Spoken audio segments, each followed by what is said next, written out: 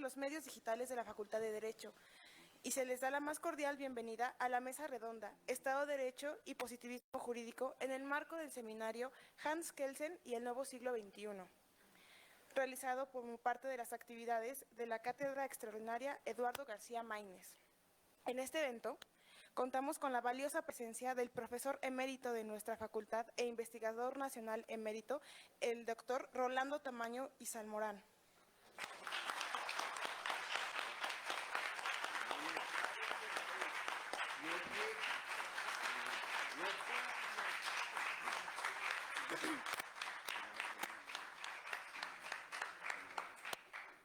Del catedrático de nuestra facultad, el doctor Carlos Rodríguez Manzanera.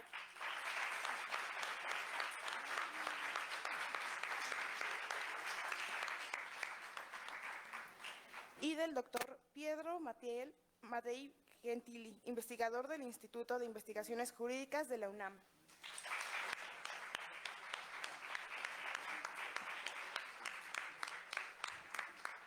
Asimismo, contamos con la presencia de la doctora Socorro Presa Salgado, directora del Seminario de Derecho Constitucional de nuestra Facultad de Derecho.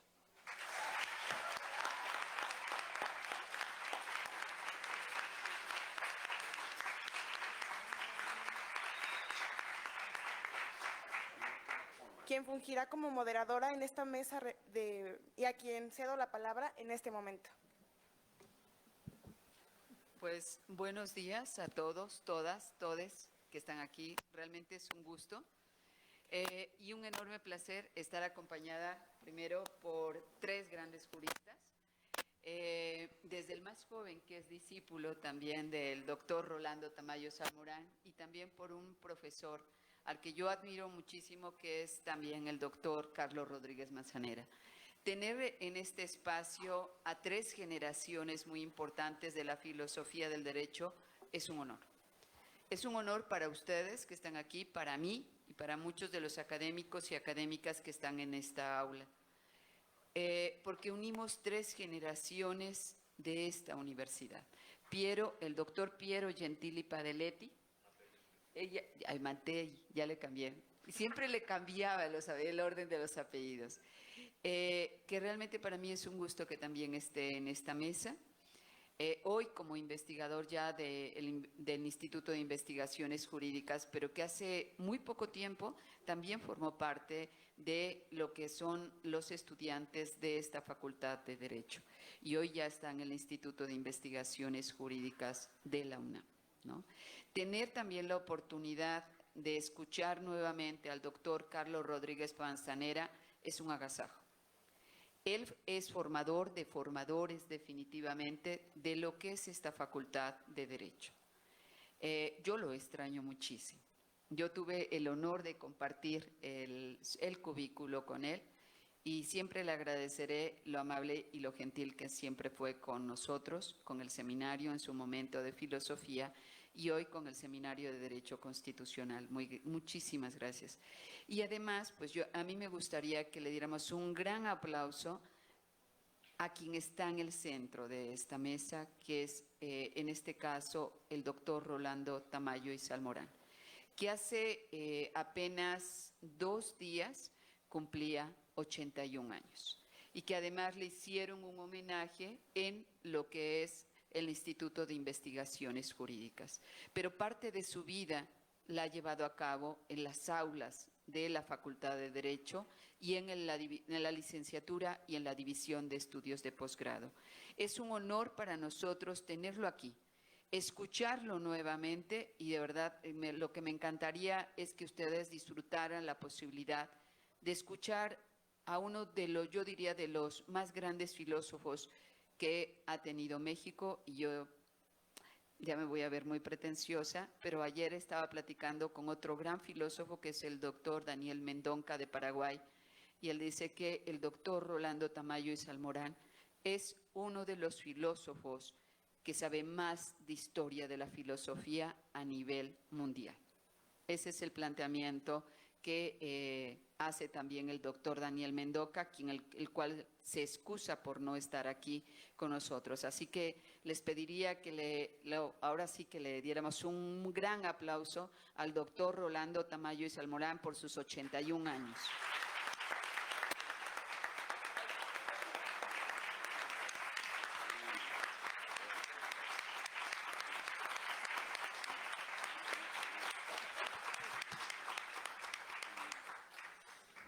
Pues muchas gracias. Dicho esto, vamos a dar inicio a esta mesa redonda. Si les parece bien, le daríamos primero el uso de la voz al doctor Rolando Tamayo y Salmorán. Solo les voy a leer alguna breve síntesis, ya he dicho varias cuestiones relevantes de su síntesis curricular. Sin embargo, para muchos y muchas que están aquí, que son muy jóvenes, algunos quizás ya no sean tan jóvenes, no sabrán todo lo que es la currícula del doctor Rolando Tamayo y Salmorán. Solamente decirle, ya lo destacó en este caso Ingrid, él es profesor emérito de la UNAM, emérito del INACIPE, investigador nacional en el emérito SNI, catedrático de Teoría y Filosofía del Derecho de la UNAM y de otras universidades del país, egresado de la Facultad de Derecho de la UNAM, doctor en Derecho por la Universidad de París, investigador nacional también, y de una u otra forma también cabe destacar que fue miembro del Comité Ejecutivo de lo que es el Instituto de Viena, miembro de la Asociación Argentina de Derecho Constitucional, miembro correspondiente de la Academia Colombiana de Legislación y Jurisprudencia, profesor invitado también en la Universidad de Buenos Aires, en Bolonia, también en Milán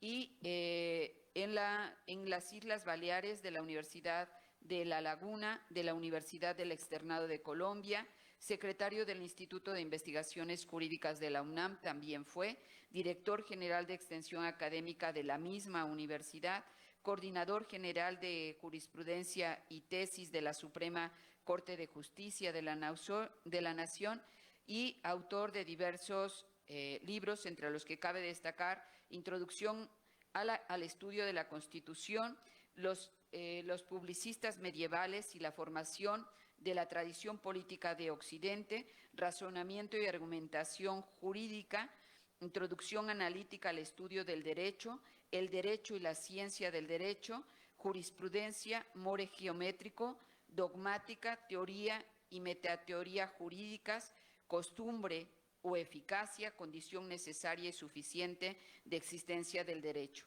El origen del proceso griego, también ciencia y derecho y enunciados, derecho y normas, un enfoque de análisis conceptual y epistemología crítica, las mentes griegas y los complejos mundos del derecho y la justicia, que es una de sus recientes obras. Y más, yo seguiría porque también el doctor Rolando Tamayo fue una persona que en su momento, también Piero, hoy ya en esta universidad, pues digamos de la Facultad de Derecho, pues tienen lo que es recuperar la competencia traductora de esta Facultad de Derecho, y en eso creo que los dos son dos generaciones que se unen, y sin más, pues le voy a ceder el uso de la voz al doctor Rolando Tamayo y Salmorán.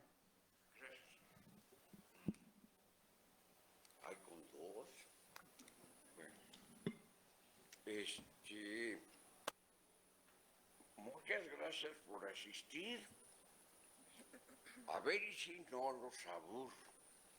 Miren, el tema es harto complicado. Y no sé si yo lo entiendo muy bien, pero voy a referirme a los grandes filósofos que se entretuvieron con esto desde el principio, y mucho voy a hacer una alegoría de cómo empezó este por supuesto, después entró en un momento muy azaroso, pero después fue triunfando a través de el esfuerzo analítico de la teoría del derecho, aunque el analismo empieza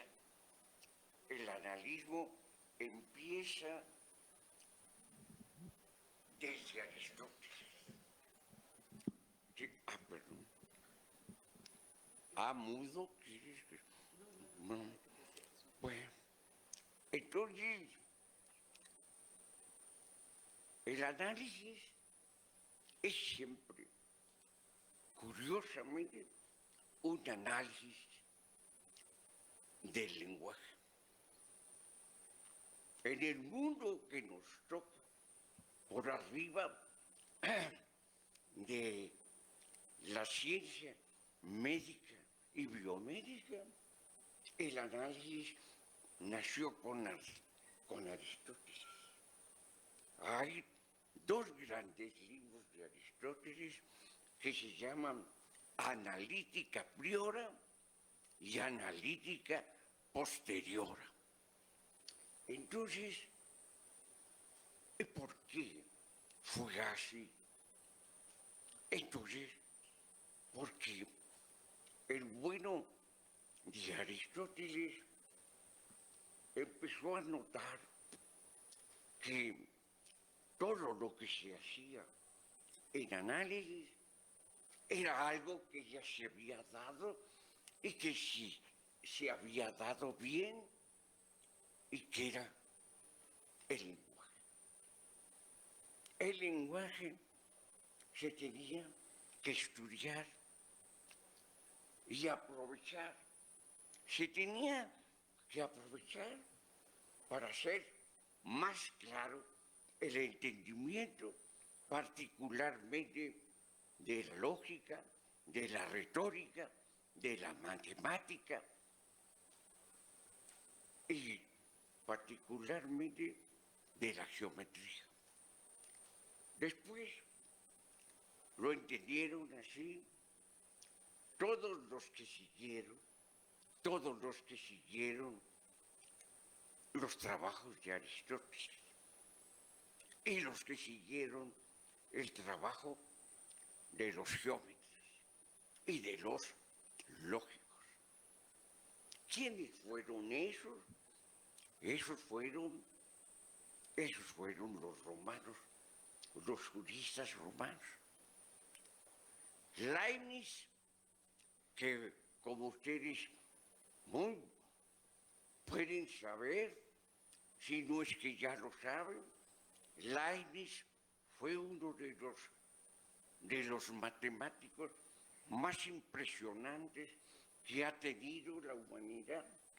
Leibniz es alemán y un día, yendo en una carreta, bueno, no carreta fea, una diligencia, una cosa así, con almohadas. Bueno, y entonces él hizo un viaje y en ese viaje que duró prácticamente todo un día y una noche, compuso el cálculo.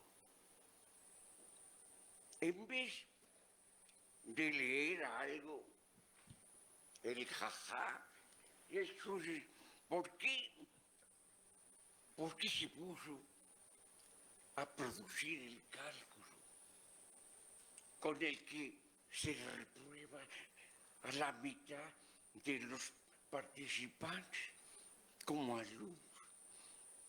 Bueno, ese era Leibniz, pero Leibniz hizo una epístola muy famosa, una epístola que nos dice que nada puede ser más comparado o mejor comparado que los trabajos de los juristas romanos comparados con lo que hicieron los matemáticos griegos. Eso dice Leibniz, la única comparación posible en poder y sutileza es lo que hicieron los romanos, completamente comparable al trabajo de los geómetras griegos. Entonces, ese paralelismo ha permitido a muchos juristas hacer un recuento de la jurisprudencia romana y desde entonces llamar a la jurisprudencia more geométrico. Y entonces sabemos ahora cómo construyeron los romanos. Claro, tomaron mucho de los geómetras griegos y lógicos griegos, pero fundamentalmente la jurisprudencia se mantuvo romana y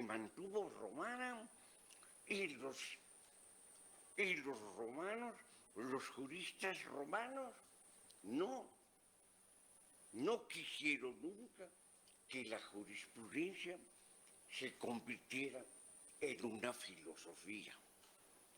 Nunca. Y fue siempre una ciencia de juzgar y aplicar y encontrar en ella también, siguiendo a Aristóteles, encontrar a él con el sistema de la epegogé, que es el sistema griego con el que buscaron siempre los griegos los primeros principios. Y entonces, decía Aristóteles, toda ciencia tiene sus propios principios. Y así lo mantuvieron los romanos.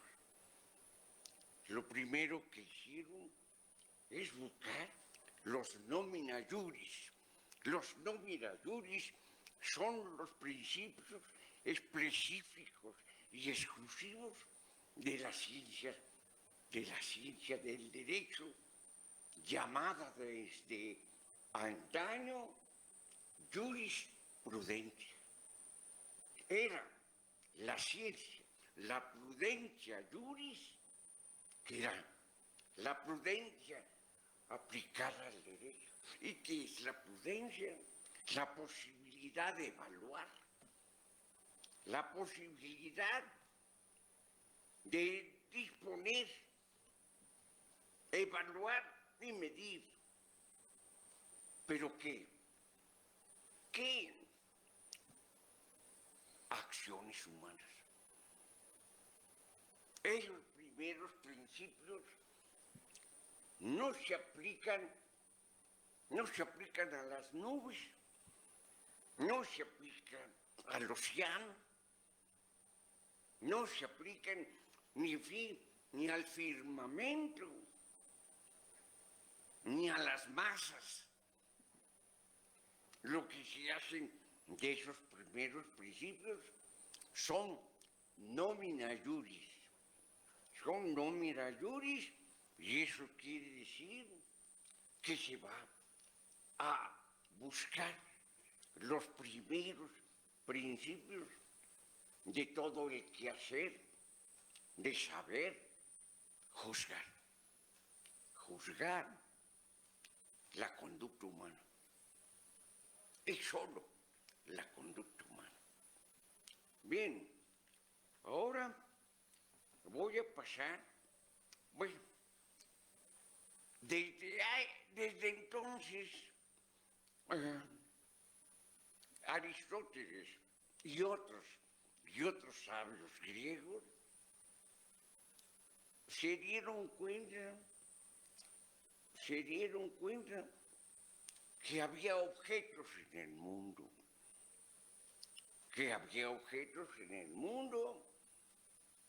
y que solo de esos objetos del mundo se puede hablar, se puede medir, se puede pesar, se puede tocar. Y eso le llamaban empiria. Y empiria quiere decir la realidad. Entonces, lo que se tiene que ver y lo único que se puede comprobar son los actos que pueden ser medidos con magnitudes matemáticas. Solo los objetos que se miden con magnitudes matemáticas pueden ser descritos. No se pueden describir unicornios, no se pueden describir dragones, no se pueden comparar nada que no sea medido con magnitudes matemáticas. Todos pesan, todos ocupan lugar, todos se miden, todos son duros o blandos, todos son, en principio, empíricos. Y hay una cosa que es clara con el título de estas conferencias o esta mesa redonda, de que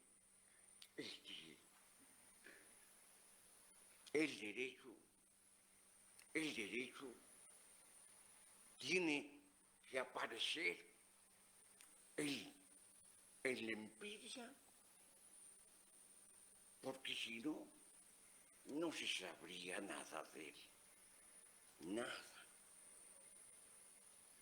Es decir, el derecho no es un sueño, se madura en la mente de los legisladores y los detentadores del poder. Bien, entonces, desde el principio había dos tipos de objetos. Objetos ostensibles y objetos no ostensibles. Miren, un profesor que entre otros sabios, todos muy sabios, pero yo me propuse hablar de Rudolf Carnap, un gran filósofo de la ciencia, y que estuvo muy enterado de cómo funcionaba el análisis, cómo funcionaba el lenguaje. Hay cosas que se pueden definir ostensiblemente. Yo, con la ayuda de la maestra Gabriela, cuando quería presentar un objeto, cuando alguien supuestamente extranjeros me preguntan qué quiere decir perro, entonces nosotros compartimos 8 perros y entonces pongo un perro ahí y entonces le digo, este es un perro. Y entonces, si era inglés, me dice, a dog. Si era un francés, me dice, chien. Bueno, un can me diría, el italiano, un cane. Bueno, y así le puedo presentar. Si me dicen, ¿qué es un cuaderno? Y les enseño un cuaderno. Y entonces me decía alguien, bueno, un drybook. Pues sí. Bueno, y así. Bueno, entonces, Rudolf Carnap, y por eso conservo su nombre y de él tomo su ejemplo. Rudolf Carnap, siendo profesor, le dijo a sus alumnos algo de esto. Y entonces le ofreció a los alumnos ver el azúcar. Y entonces presentó un terrón de azúcar. A sus alumnos les presentó un terrón de azúcar. Y les dijo a sus alumnos, y sus alumnos siempre creyeron que Rudolf Carnap era un hombre sabio. Bueno, y entonces les dijo, miren, este terrón de azúcar es blanco. Los alumnos, pues hasta se inquietaron, porque dijeron, claro que es blanco. Es como diciendo, el profesor Carnap nos quiere meter en la cabeza que un terrón de azúcar es blanco. Bueno, entonces les dijo sí, efectivamente es blanco, pero no es la única propiedad que tiene el azúcar. El terrón de azúcar se disuelve. El terrón de azúcar. Pero para eso no se puede ver. Uno puede pasarse meses viendo un terrón de azúcar y no puede saber que se disuelve. Entonces, dice el bueno de Rudolf Carnap. Entonces, se tienen que hacer ciertas cosas. Se tienen que hacer ciertas cosas que no son inmediatamente visibles. Por ejemplo, que el terrón de azúcar se disuelva en agua. Entonces, nadie ha visto que el terrón de azúcar se disuelva solo, sino en agua. Claro que hay alguien que dice, ¿y en el café, maestro? Pero siempre hay uno así. Siempre hay uno así. Pero bueno, ese no va a entender lo que son estas cosas. Entonces, Rudolf Carnap y otros grandes filósofos de la ciencia y lingüistas, todos analíticos, dijeron, para todo eso se tiene que necesariamente hacer cosas. Coger un vaso, poner agua o cualquier líquido y ponerlo y el azúcar se disuelve.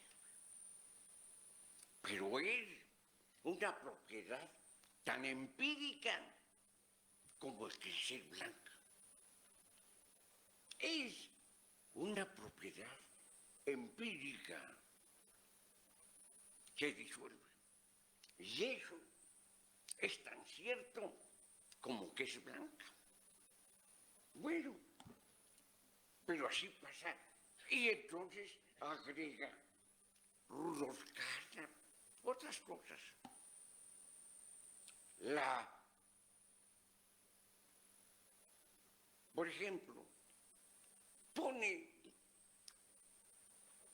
un cobre, un pedazo de cobre o un cable de cobre.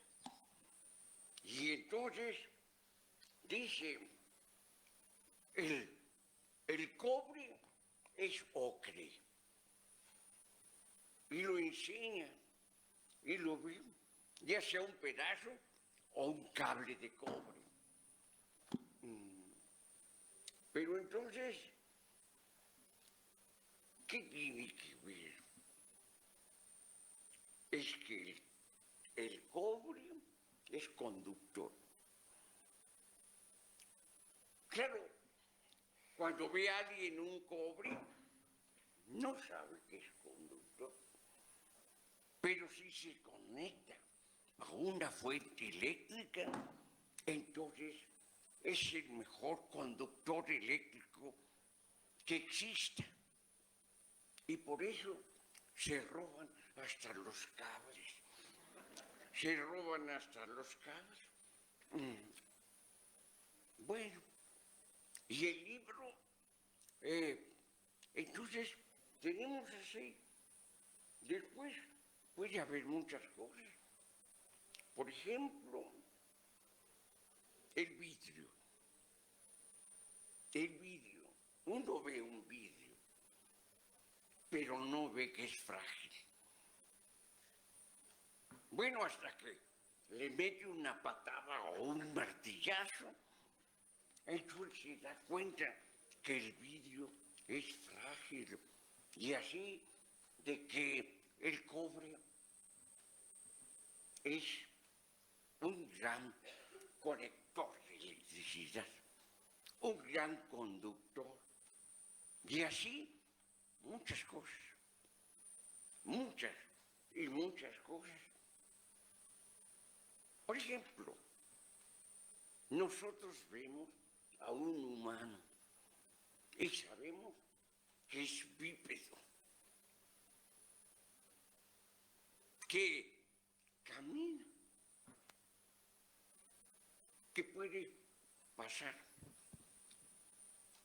Pero ese individuo, ¿cómo es su conducta? ¿Cómo es que responde? ¿Cómo es que hace?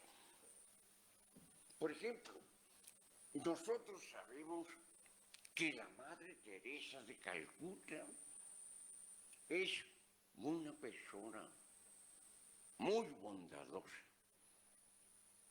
¿Por qué hace? Nosotros sabemos, por otro lado, que hace el bien, que ayuda a los enfermos.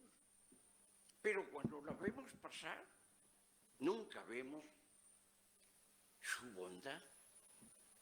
Solo camina. Solo camina y no sabemos que sea bueno. Y así podemos ver a muchos, ¿no? Por ejemplo, a Herodes, pues era un panzón que estaba en su trono. No podíamos ver el odio de Herodes. No podíamos verlo. No sabíamos qué temperamento tenía.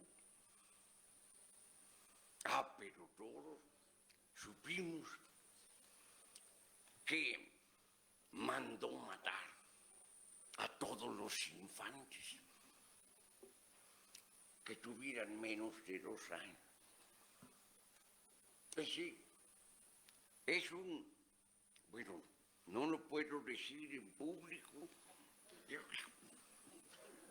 Entonces, así, bueno, así sí, así todos los vimos. Sabemos a alguien que es bueno porque ya nos metimos a hurgar en su comportamiento, en sus pensamientos, en sus odios o en sus cariños. Muy bien. Ahora, ¿para qué todo esto? Bueno, porque entre todas las cosas no ostensibles se encuentra el derecho. Yo no puedo sacar un derecho aquí, así, y pasárselos a usted. Y decirle, pásenselo a sus compañeros y luego regrésenmelo. Yo no puedo mostrarles un derecho. No puedo mostrarles un derecho. Es imposible. Entonces es un objeto no ostensible. Yo no me puedo subir al Cerro de la Estrella y decir, miren, allí está el derecho. No me puedo subir a los Andes o a los Alpes. Y no les puedo decir, miren, ahí está el derecho. Piensan que en el globo terráqueo hay derecho, pero no lo puedo mostrar. No se puede mostrar. No es ostensible. El derecho no es ostensible. Ah, pero entonces, ¿qué pasó? ¿Qué pasó? Bueno, sabemos que para que surja algo como la fragilidad, la conductividad,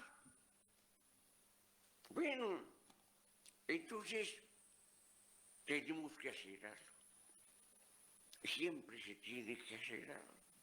Y entonces la pregunta era, ¿qué se necesita para que aparezca el derecho?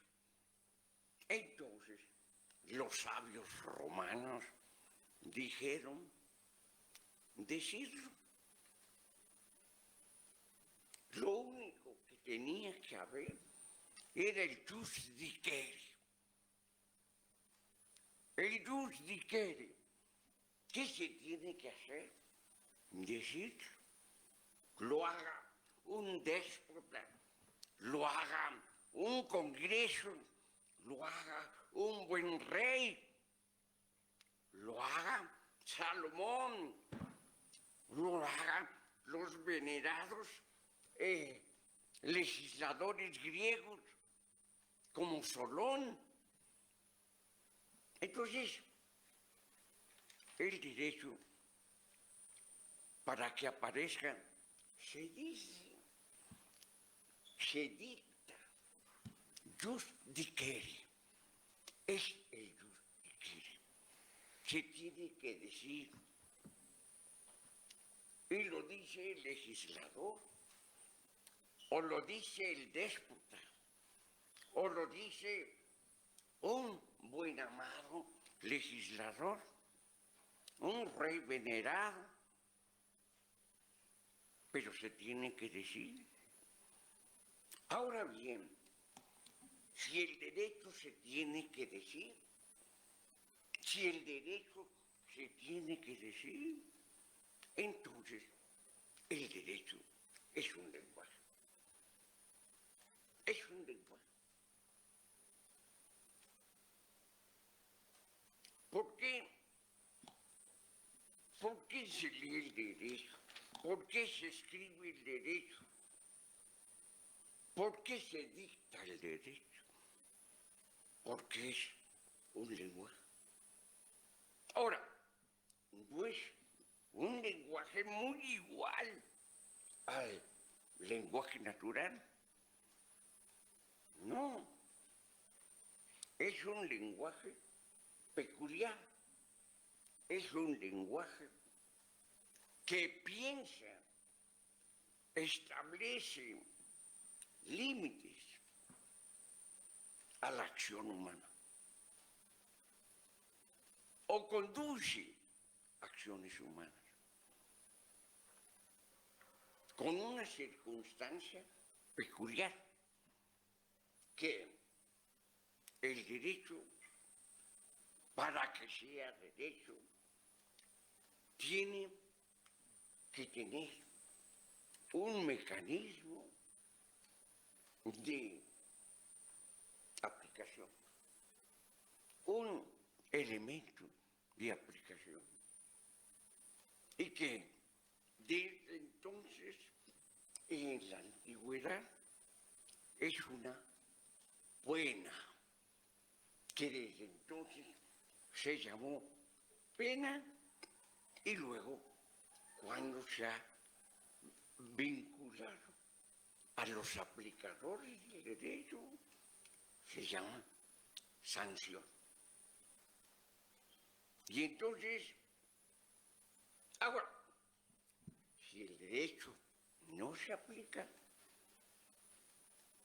pasa lo que si uno no sube el azúcar en agua, no se diluye. Si el derecho nunca es seguido y aplicado, no existe. Deja, como decía Paulo, deja el fisco deja su función propia. Entonces, ahora bien, veamos qué existe con respecto a pensar en dividir o separar o comparar, como se dice, un derecho con el positivismo. El que sea positivo el derecho es el derecho que existe. El derecho de los unicornios no existe. ¿Han visto un unicornio que mande? ¿Han visto un unicornio que juzgue? Que tenga su birrete de juez. ¿Eh? No. El derecho no se sueña. Y yo les puedo decir que nunca vendrá un angelito a dictarles el derecho. ¿No? Y por locos o mensos que pudieran ser, no lo pueden concebir. No existe. Solo existe el derecho empírico. ¿Qué hace un abogado cuando tiene que alegar? Primero, lo que tiene que hacer es señalar el derecho aplicable. Lo primero que tiene que hacer es ver la legislación, o ver la costumbre, o ver... Pero no puede soñar el derecho. Y si sueña algo así y lo dice, va a ser una verdadera vergüenza. Bueno, no existe. El derecho, que no es positivo, nunca nació. Y si algún día nació y dejó de existir, quiere decir que está abrogado. Así pasa cuando se deroga. Bueno, para no abusar del tiempo y dejar a los colegas que participen, yo me callo en los cotes. Y entonces le agradezco mucho su atención y me da mucho gusto estar aquí en la facultad hablando con alumnos con alumnos. Qué bueno que no están pelones como cuando entran a primero, pero qué bueno. Muchas gracias, Socorro, muchas gracias. Muchas gracias, Carlos.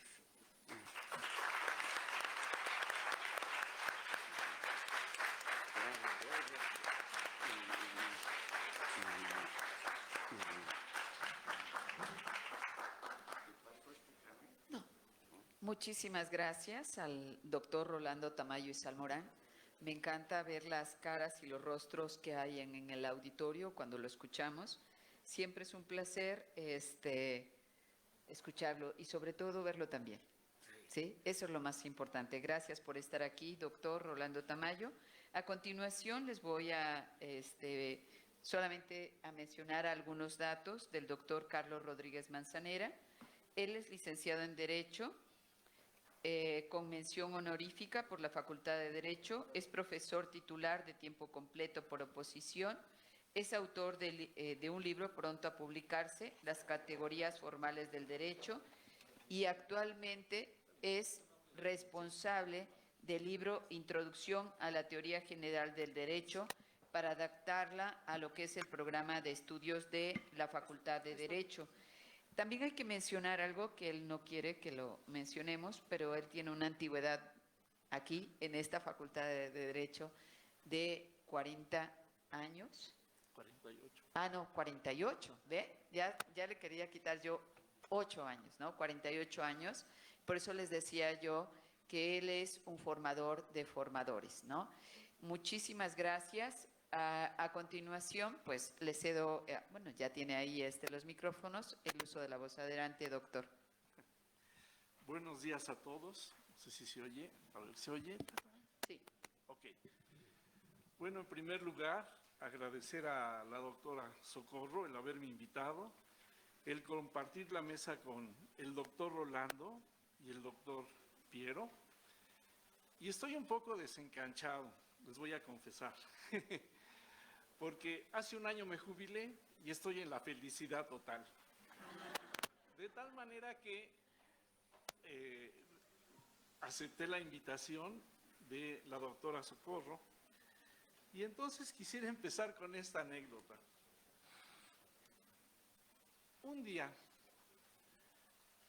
en la Facultad de Filosofía y Letras, porque se me ocurrió estudiar las dos carreras, mis compañeros me dijeron, vente, vámonos. ¿A dónde? Pues es que el director de la facultad, el doctor Ricardo Guerra, va a dar una conferencia. Vente, vámonos.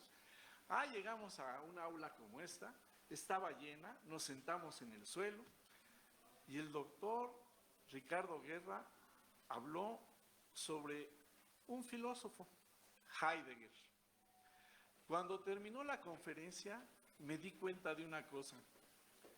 No entendí nada, absolutamente nada. ¿Listo? Y entonces me pregunté, ¿de veras? Sí. Lo que pasa es que se me lo dejó acá el señor. ¿Sí? ¿Está bien ahí? ¿Sí? ¿Sí? ¿Segura?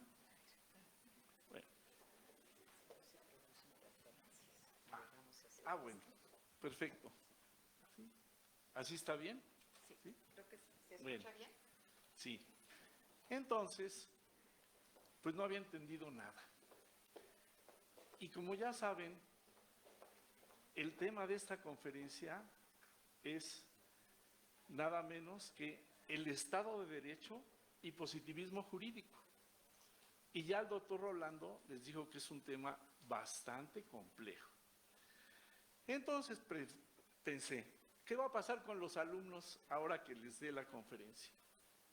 Si les pregunto si saben algo de Hans Kelsen, no me respondan. Yo sé que me van a decir que no saben nada. Por lo cual, y para que me puedan seguir, pues les hice un resumencito, ¿sí? Aquí se los voy a pasar, les voy a pasar a Rolando, ¿sí? Para que me vayan siguiendo. ¿De qué se va a tratar esta conferencia? Bueno, pues en esta conferencia voy a abordar, primero los voy a poner a todos en conocimiento de el método de la pureza metódica de Hans Kelsen. Luego voy a llegar a una parte difícil que se llama las impurezas conceptuales. Y por último, voy a tratar dos concepciones contrarias a lo que piensa Kelsen acerca de el derecho y el Estado. De eso se va a tratar la conferencia. Pero un segundito antes de empezar, quiero decirles que, por otra parte, fue muy divertido para mí preparar esta conferencia porque la hice con ChatGPT. De tal manera que pues hay que estar a la moda, ¿no? ChatGPT. Entonces la iba yo haciendo y la sometía a la consideración de ChatGPT.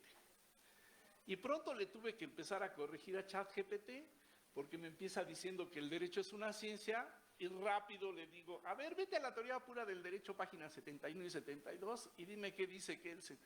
Ah, no, tienes razón, muchas gracias por la corrección, sí, hay que distinguir entre normas jurídicas y enunciados jurídicos, ándale.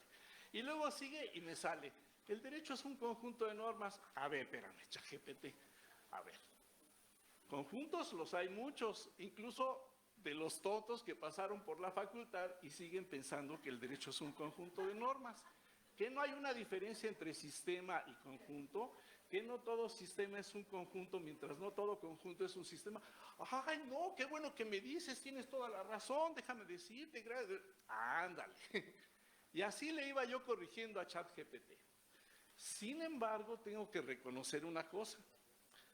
ChatGPT nos va a sustituir, porque tú tienes un profesor que sabe de todo las 24 horas del día.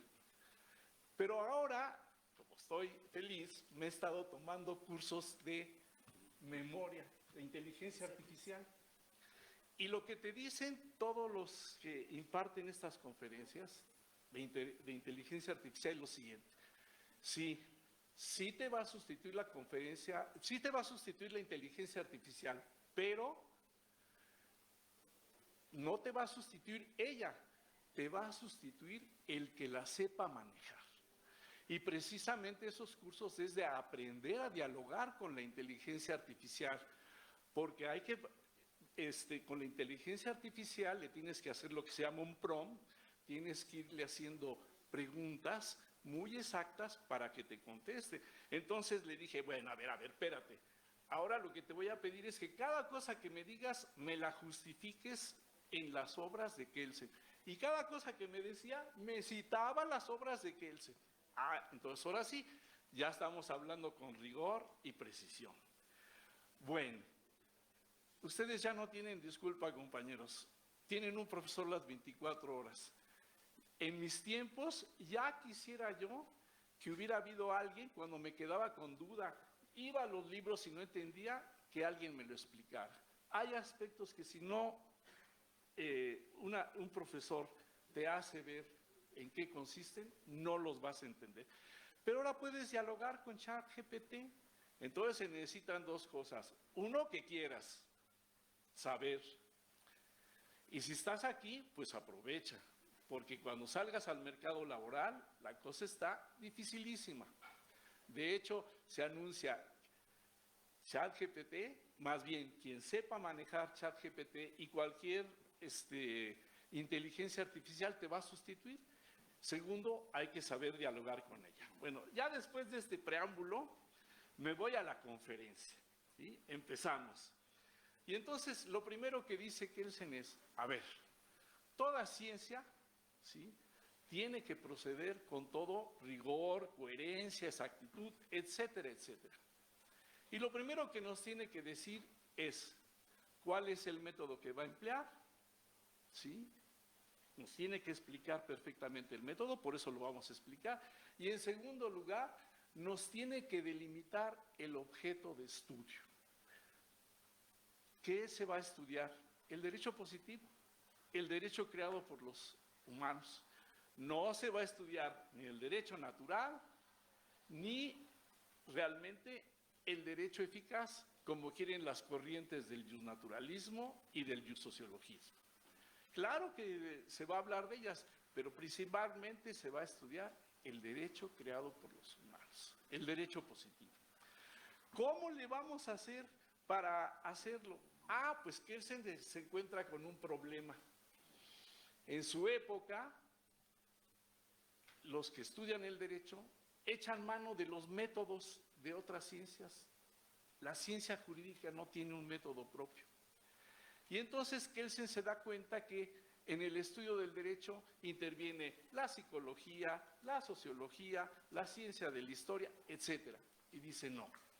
Tenemos que dotar a la ciencia jurídica de su propio método. Y este método lo voy a llamar el método de la pureza metódica. ¿Por qué? Porque quiero evitar ese error, y a ese error lo denomino el sincretismo metódico. Emplear métodos de otras ciencias para estudiar el derecho, se comete el error del sincretismo metódico. Atención, eso era en época de Kelsen.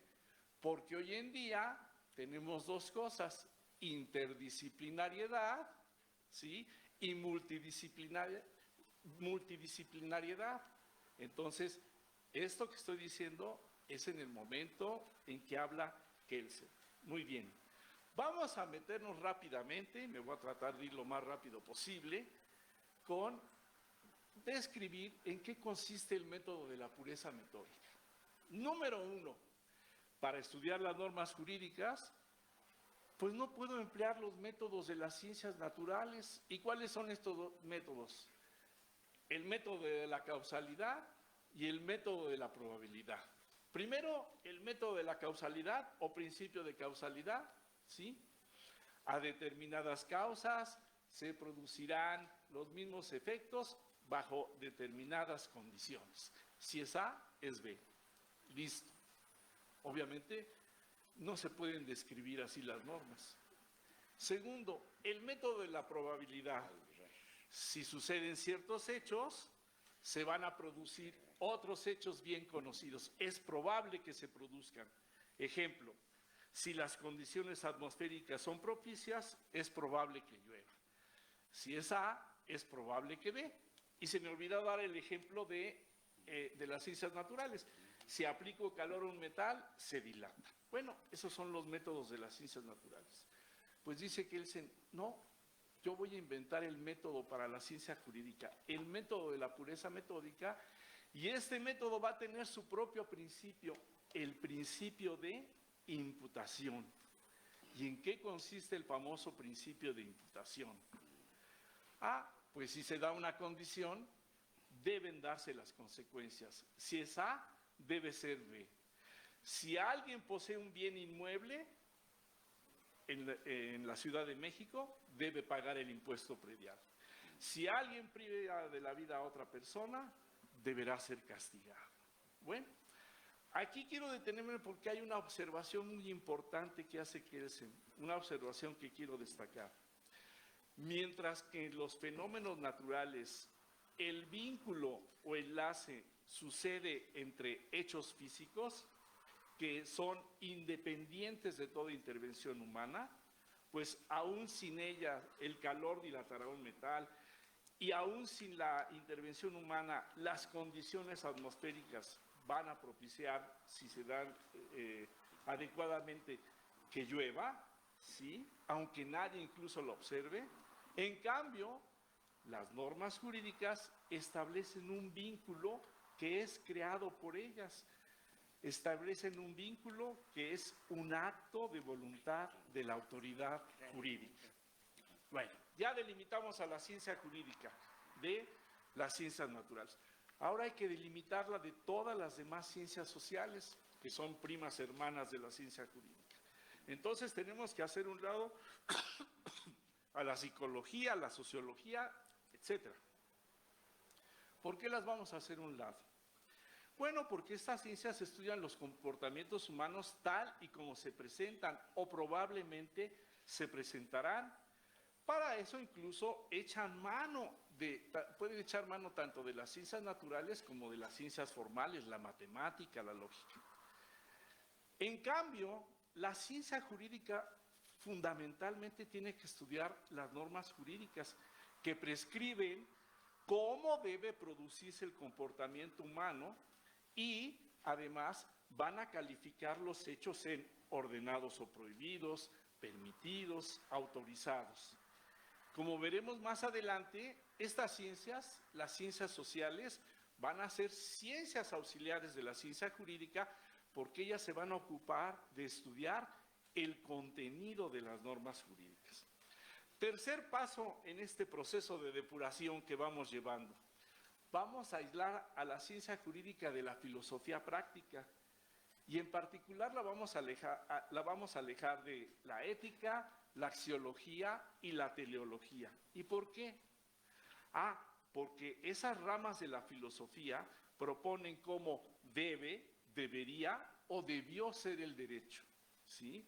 Y ese debe, debería o debió ser el derecho siempre es de acuerdo a valores y fines. En cambio, la ciencia jurídica estudia el derecho, ¿sí?, tal como es, fue y será. Es decir, como lo van a crear expresamente las autoridades designadas y competentes para ella. Y debe de abstenerse de hacer cualquier valoración. Este es el derecho tal como lo crea el legislador, ¿sí? Y entonces aquí va a aparecer un gran problema, que es el problema de calificar un derecho como injusto. Pero ahorita no nos vamos a meter en ello. Vamos a llegar al último paso de este proceso de depuración de la ciencia jurídica. Independizar a la ciencia jurídica de la ciencia política y de la propia política y las ideologías. Y dice que para mí esta es la distinción más importante de la teoría pura del derecho. ¿Por qué? Porque la política y las ideologías, que son obviamente sistemas de ideas, tratan de influir en nuestra conciencia acerca de cómo debió, debe o debería estar estructurada la sociedad, ¿sí? Y por ello, cómo debió, debe o debería ser el derecho, ¿sí? Pero esto lo hacen de acuerdo a sus intereses. Y esos intereses, por lo general, son encaminados a alcanzar el poder o a mantenerse en el poder, ¿sí? En cambio, la ciencia jurídica intenta dar respuesta a la pregunta ¿qué es el derecho y cómo es? No, en cambio, cómo debe ser o cómo deba ser hecho. Es ciencia jurídica, no en cambio política jurídica. Al terminar este proceso de depuración, porque ya hicimos a un lado a todas las demás ciencias, surge la pregunta obvia, pues ¿qué va a estudiar entonces esta teoría pura del derecho? ¿De qué se debe de ocupar la ciencia jurídica? Y dice Kelsen, mira, no se va a estudiar el contenido del derecho, porque este cambia de un lugar a otro, de una época a otra. Lo que es delito en un momento de la historia, deja de serlo en otro. Y lo que antes no era delito, más adelante se convierte en ello. Dos ejemplos inmediatamente. La despenalización del aborto, todavía hay 6 estados aquí que lo mantienen, ¿sí? Y las discriminaciones contenidas en el último párrafo de nuestro artículo 1 constitucional. Antes olímpicamente la gente discriminaba a otra por todo lo que se señala, y te lo dejo de tarea, en el último párrafo del artículo 1 constitucional, y no había problema, hoy sí. ¿Ves? Bueno, entonces dice que bueno, ¿y entonces de qué se va a ocupar la ciencia jurídica? Se va a ocupar de estudiar la forma del derecho, lo que no cambia de una época a otra y de un lugar a otro. Y entonces aquí una cita textual, sencillita, de la teoría general del derecho. El objeto de estudio de la teoría pura del derecho consiste en las normas jurídicas, sus elementos, su interpretación, el orden jurídico como totalidad, su estructura, la relación entre diferentes ordenamientos jurídicos y, por último, la pluralidad de los ordenamientos jurídicos positivos. Bueno, entonces hasta ahí creo que está sencillo y ya más o menos todo el mundo empieza a captar por dónde va Kelsen. Y ahora viene, pues sí, la parte más difícil de mi conferencia. Todavía Kelsen va a pulir más el método de la pureza metódica y entonces en esta segunda parte, impurezas conceptuales, ¿sí? Vamos a ver algunas de las principales impurezas conceptuales que él denuncia, que obviamente emplean otros estudiosos del derecho y no se dan cuenta de ellas o no se quieren dar cuenta de ellas. Vamos a ver la primera, se llama antropoformismo. ¿Sí? ¿Y en qué consiste esta? Pues muy fácil. Tendencia a atribuir rasgos y cualidades humanas a las cosas. Pues no hablamos de la voluntad del Estado, no hablamos de la voluntad del derecho, no decimos que el Estado quiere garantizar la justicia, que el derecho protege la propiedad privada o que la Constitución manda algo. ¿Qué es lo que estamos haciendo?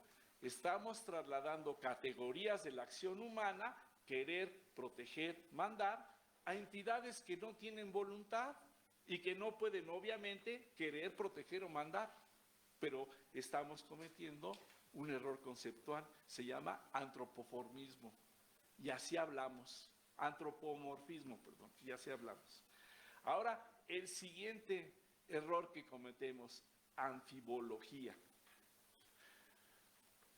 Figura retórica, espero que ya hayas llevado la materia de retórica, que consiste en emplear voces o cláusulas de doble sentido, produciendo obviamente ambigüedad.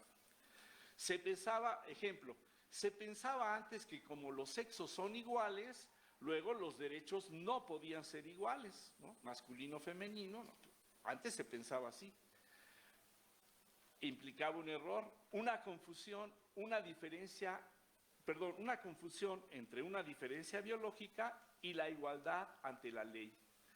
Kelsen no emplea exactamente esta denominación de anfibología, pero desde luego que relata el error de la ambigüedad. Tercer error, muy importante, ficción. ¿Qué es una ficción? Invención o construcción deliberada de un concepto expresamente falso, pero útil, si no se olvida su carácter artificial. La ciencia jurídica está llena de ficciones. Vamos a poner ejemplos. La persona moral actúa a través de sus representantes. Si estuviera aquí el profesor Floris Margadán, empezaría, ¿qué tiene de moral la persona moral? ¿Las transnacionales son morales? Nada más empezaría así. ¿Sí? El profesor Floris Margadán, espero que algún día lo escuches, un gran profesor de esta facultad de Derecho Romano. Insustituible, así como insustituibles.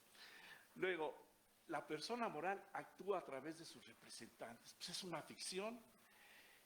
El ente colectivo, desde luego que no actúa, pero para el derecho es como si actuara. Al hijo concebido se le tiene por nacido para los efectos que le sean favorables. Para el derecho. Las ficciones son artificios del pensamiento jurídico.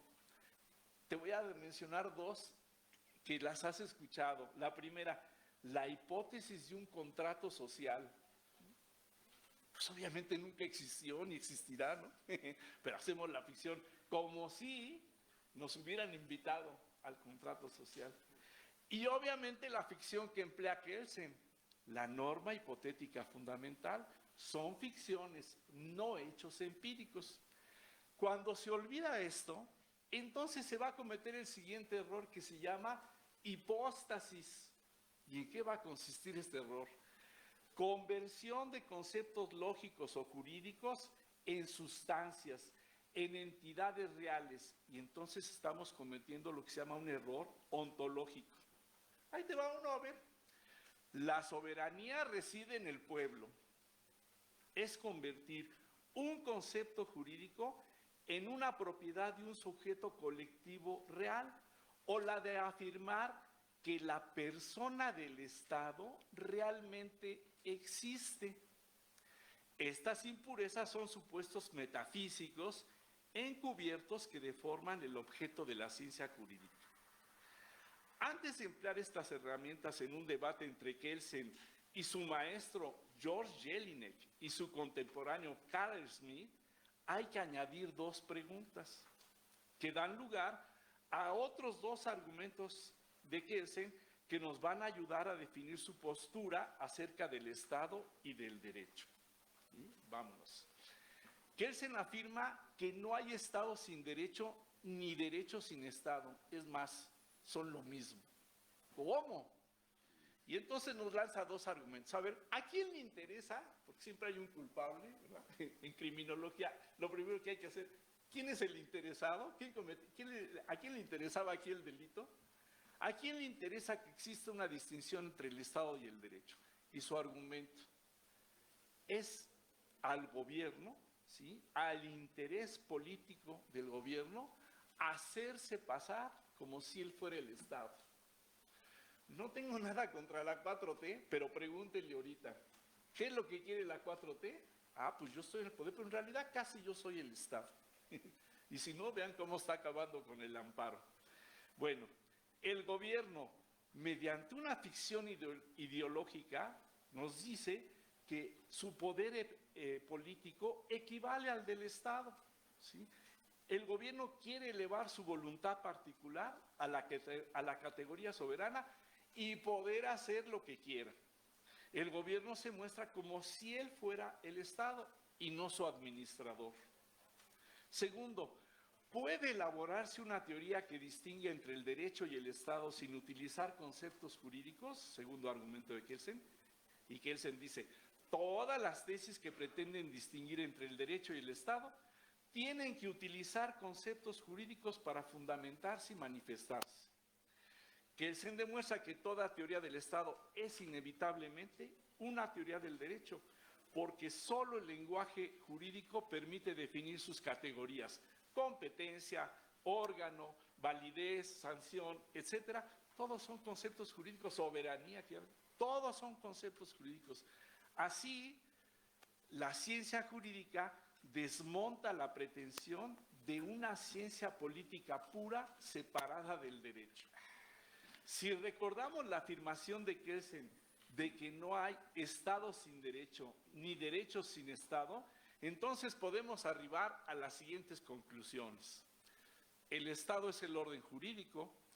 El Estado solamente es un concepto auxiliar para nombrar el sistema jurídico. El Estado es la manera de personalizar el orden jurídico, ¿sí? Partir de que el Estado y el derecho son dos cosas distintas es iniciar con un doblez que es absolutamente innecesario. El derecho es el Estado, no hay un Estado fuera de él. En síntesis, el Estado no es un sujeto ni un poder previo al derecho, sino una forma de organización jurídica, y ahí se las dejo para que se discutan con sus profesores de teoría del Estado y se van a aventar un buen round. Ahí a ver si les pueden contestar los argumentos de Kelsen. Bueno, ya para terminar, vámonos rápido. Las concepciones contrarias. Bueno, la primera concepción contraria, la de su profesor, George Jelinek. La primera tesis contra la teoría de las dos caras, ¿sí? George Jelinek, profesor austriaco, ¿sí?, creador de la teoría general del Estado, su obra escrita en el año de 1900. En dicha obra, ¿qué es lo que afirma? El Estado es a la vez una organización jurídica y una realidad sociológica. Y entonces Jelinek nos dice, mira, hay dos enfoques para estudiar el Estado. Uno sociológico, en el que se analizan sus elementos, poder, territorio y población, y otro jurídico, que se le considera al Estado como un sujeto de derechos y deberes. Esto lo lleva a definir al Estado como una corporación o un sujeto de derechos y obligaciones formada por un pueblo dotada de un poder de mando originario y asentado en un territorio determinado y permanente. Hay que leer la obra de Jelinek. Me parece uno de los libros escritos didáctica y pedagógicamente muy bien escrito. Esta concepción dual del Estado lo lleva a concebirlo como una organización jurídica normativa, Estado de Derecho, y como un sujeto real que actúa en la historia, en la economía y en la política. Para Jelinek no es posible reducir el Estado a una ficción normativa, como lo hace Kelsen, porque eso desconecta al derecho de las condiciones materiales y sociales de su existencia.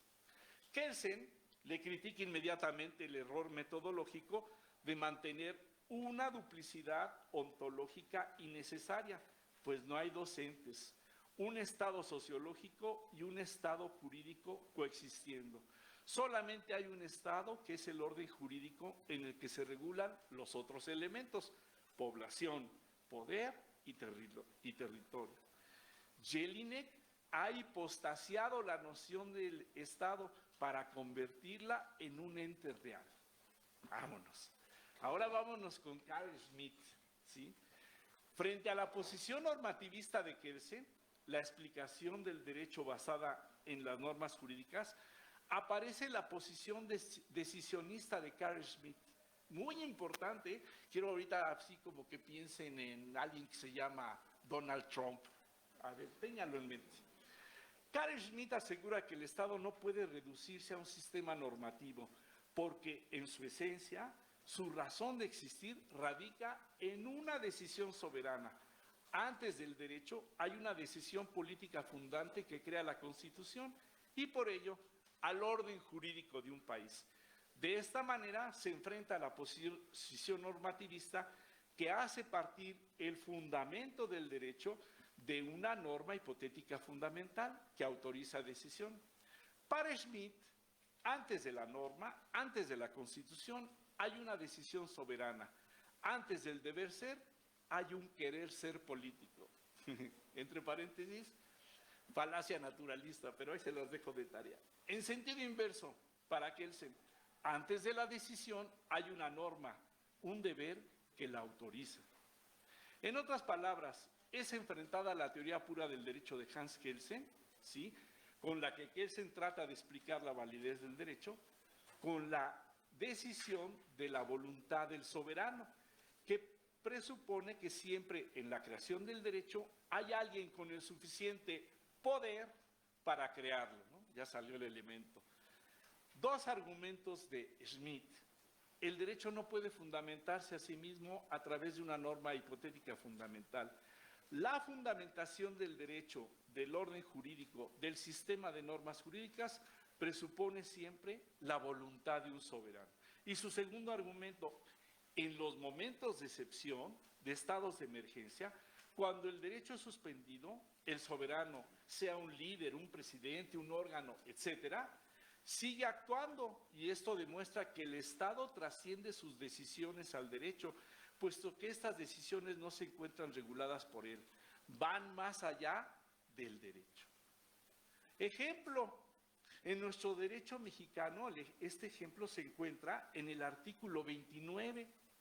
En casos de invasión, perturbación grave de la paz pública o de cualquier otro que ponga a la sociedad en grave peligro o conflicto, solamente el presidente de los Estados Unidos, con la aprobación del Congreso de la Unión o de la Comisión Permanente, cuando aquel no estuviera reunido, podrá restringir, suspender en todo el país o en un lugar determinado el ejercicio de los derechos y las garantías que fuesen obstáculo para hacer frente rápida y fácilmente a la situación.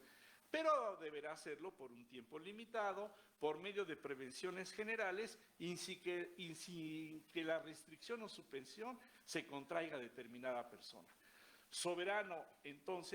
El soberano entonces seguirá actuando, dice Schmitt, y esto demuestra que el Estado va más allá, trasciende en sus decisiones al derecho. El derecho no puede fundamentar ni su creación ni su propia suspensión. Conclusión, para Schmitt, el Estado siempre necesita de un núcleo de poder político real y no meramente normativo. Objeción de Kelsen, ¿sí?, a Schmitt. La objeción fácil y sencilla. ¿Cómo podemos saber quién es el soberano si no hay un orden jurídico que lo instituya como tal? ¿Sí? Déjenme adelantarme tantito, ¿dónde está la hojita? Y alguien me preguntará, bueno, pero si es soberano y no hay derecho, pues entonces estamos en una dictadura, un golpe de Estado, una revolución, ¿sí? Hay puro poder. Ahora me regreso, ¿no? Para acá. Entonces, ¿qué es la soberanía? Dice que es una cualidad del orden jurídico. Ya, 2 minutos y termino. Es una cualidad del orden jurídico. Es el sistema jurídico el que establece quién es competente para poder actuar. Bueno, ahora, alguien de ustedes me objetará, oiga, profesor, pero si la soberanía, dice el artículo 39, reside esencial y originalmente en el pueblo, todo poder público dimana del pueblo y se instituye para beneficio de éste. El pueblo tiene todo el tiempo el inalienable derecho de alterar o modificar su forma de gobierno. ¿Qué pasó? Observemos que cuando la Constitución dice que la soberanía reside en el pueblo, no describe un hecho sociológico, ni una realidad metafísica, formula una norma. El pueblo es en sentido kelseniano una ficción, una figura normativa creada por el derecho mismo.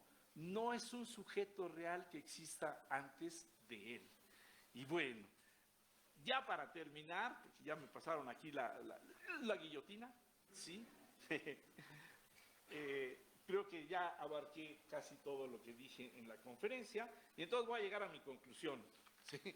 Conclusión, toda autoridad vale en la medida en que está jurídicamente constituida. No hay soberano fuera del derecho, porque entonces no habría seguridad jurídica alguna.